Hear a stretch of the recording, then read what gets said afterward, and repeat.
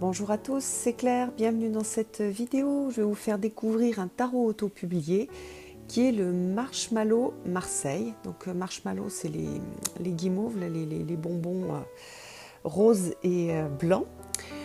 Donc c'est un tarot de Marseille qui arrive dans une petite boîte cartonnée qui a une structure un peu particulière. Alors quand on ouvre, on voit, alors il y a une dédicace pour Heather Wong. Thank you for the magic sister. Alors, donc la boîte, c'est vraiment une boîte en carton qui est un peu renforcée par cette structure-là et qui est quand même souple. Et donc, moi, il est arrivé un petit peu abîmé sur le côté. J'aurais bien aimé une plus jolie boîte, surtout que c'est un tarot auto-publié, il aurait mérité d'être dans dans une boîte un peu mieux. Mais bon, je peux quand même garder le jeu dans cette boîte-là. Alors, vous voyez que les dos, c'est pas du tout des dos qu'on a sur des tarots de Marseille de façon traditionnelle. Mais j'aime bien, c'est super joli. Tous ceux qui ont le Star Child de tarot, je pense qu'ils seront super contents parce que c'est très bien assorti. Au niveau de la taille, on a une taille de carte à jouer. Donc, par exemple, si on compare au Dreamway, voilà, hop, vous voyez. Donc, le normand, on a exactement la même taille. Voilà, alors ensuite, on va découvrir les illustrations. Alors moi, c'est un tarot qui m'avait séduit parce qu'on a un système Marseille tout en ayant quelque chose de très doux, très pastel, féminin. Voilà, puis on a des écritures à la main sur le côté. Je trouve que ça donne un charme tout particulier au jeu. Donc vous voyez là, le battleur. Alors c'est un jeu qui a été fait par des Américains. La papesse, j'adore ces couleurs de rose et de vert. L'impératrice. L'empereur. Donc on reconnaît les dessins typiques du Marseille. On a l'amoureux. J'aime bien le chariot avec les petits les chevaux roses. Et il a quelque chose de beaucoup plus joyeux que ce qu'on peut voir dans des chariots traditionnels. Alors, la justice avec une petite faute d'orthographe. Ou alors peut-être que c'est une façon, je ne me souviens pas avoir vu sur d'autres tarots de Marseille la justice écrit comme ça. Mais peut-être que c'est possible. L'orthographe, c'est récent en fait.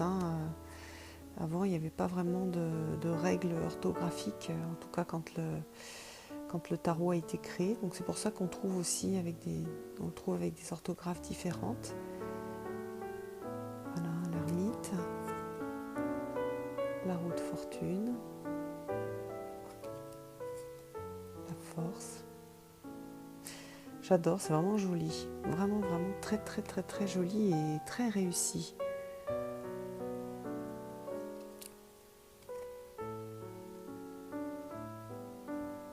J'aime bien ce côté, alors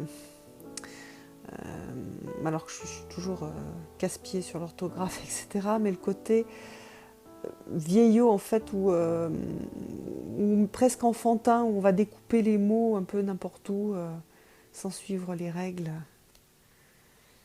La tempérance, le diable, la maison Dieu, donc la tour.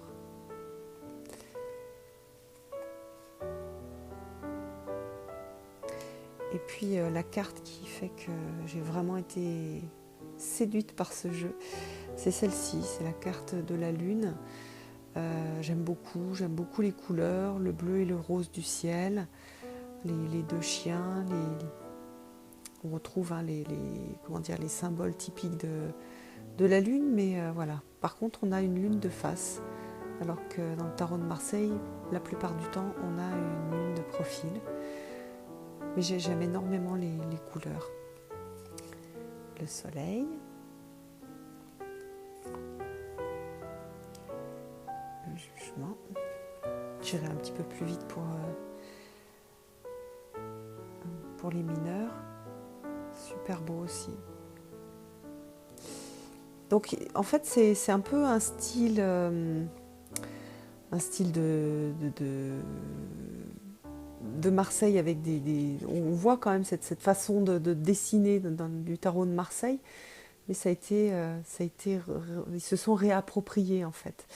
Et puis sur les mineurs, il y a pas mal de changements. Donc là, on a le 2 de coupe avec une pure construction de l'esprit. Alors, il n'y a pas de livret d'accompagnement, donc je ne sais pas pourquoi est-ce que... Enfin, pourquoi il y a eu ces choix de couleurs, pourquoi il y a eu...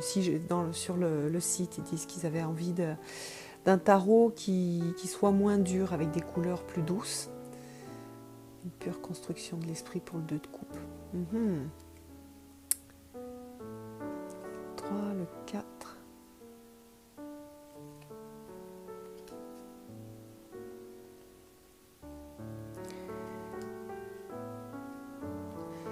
On a les fleurs qu'on a de façon traditionnelle, mais on n'a pas l'exubérance qu'on voit dans un tarot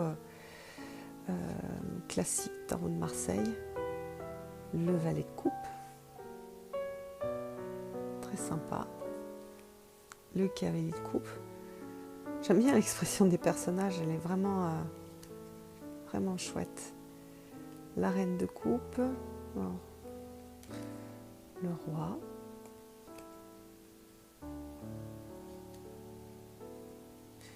Donc des choses plus simples, comme je disais tout à l'heure, moins exubérants sur les mineurs.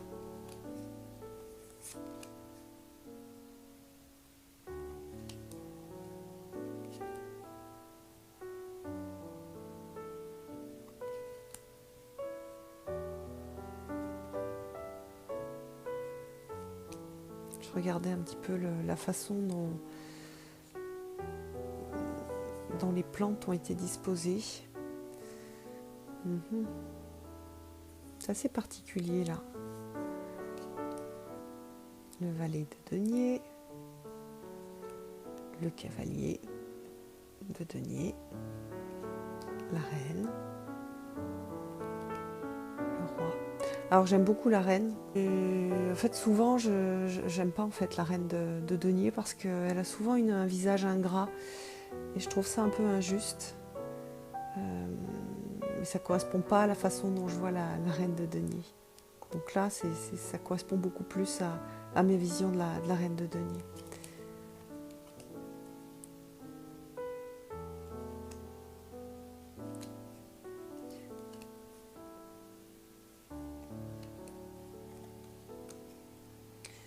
Donc là on a quelque chose qui se ressemble avec... On a moins de diversité dans les entrelacs. Le valet de bâton, le cavalier de bâton, la reine de bâton, le roi. Donc là on a plus une dominante de vert dans les personnages. Est-ce qu'on peut... Ici on est équilibré.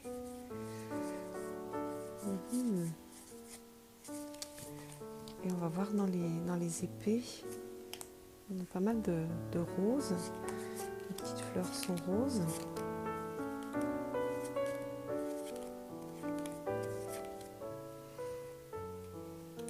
On a aussi quelque chose de vert. Donc c'est vraiment un tarot super mignon. Voilà, c'est une façon d'interpréter les cartes du Marseille un peu différentes. On a des différences de couleurs, même au niveau des dessins. On retrouve bien sûr le schéma de base. Alors, on va regarder comment... Oups. Alors, comme d'habitude, je suis pas très bien installée pour faire les reviews. Oui, le jeu est un petit peu raide, hein, je l'ai jamais mélangé.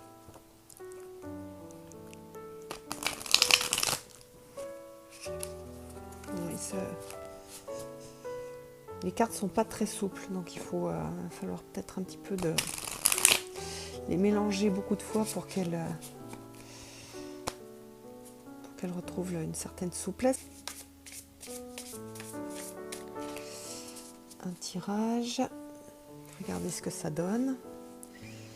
Alors, les cartes s'étalent bien. Hop.